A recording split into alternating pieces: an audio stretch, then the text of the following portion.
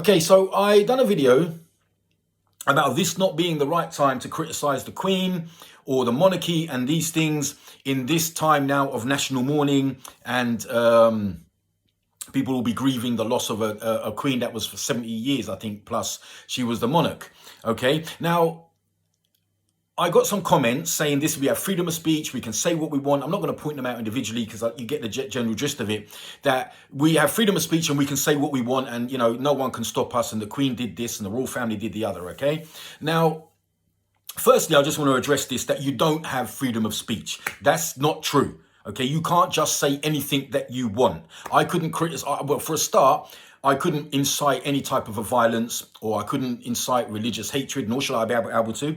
I couldn't criticize LGBTQ+, I couldn't criticize the transgender community. I couldn't do, that's not freedom of speech that we have.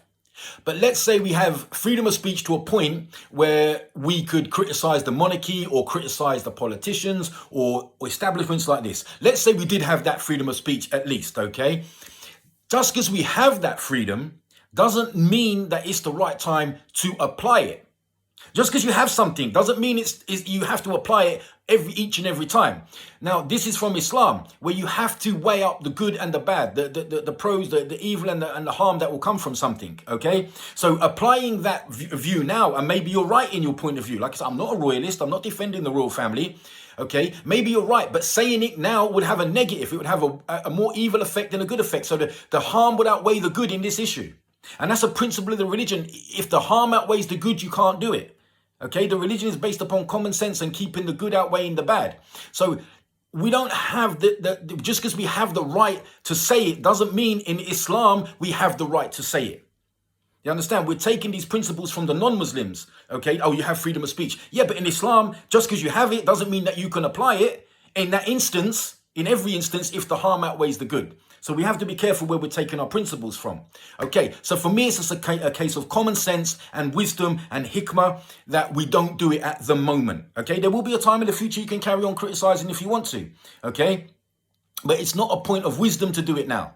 The second point I want to make is that the youngsters, these are more going to be younger generations that are saying these things, which is not a wise thing to do. It's not their fault. I'm not criticizing the people that say this. I'm criticizing my generation. Yeah, I'm criticizing the 50+ generation, because youngsters, the younger generation, I'm not patronizing when I say this, are supposed to obtain and derive wisdom and knowledge from the generation above them. And it's supposed to be passed down from generation to generation. My generation, the 50+, has failed for the most part in that in that task, in that job. Okay, most part we failed in this. There's some elders out there, brothers and sisters out there that are doing their bit and trying, but for the most part, most elders are sitting there just criticizing the youngsters. Oh, they're lazy. They're always on their phones. They don't do this and they don't do that. Yeah, because you haven't taught them anything. That's why. So the reason that they haven't got wisdom is because it hasn't learned from the people that should be giving it to him. In fact, they've been obtaining it from everywhere but the people that should be giving it to him.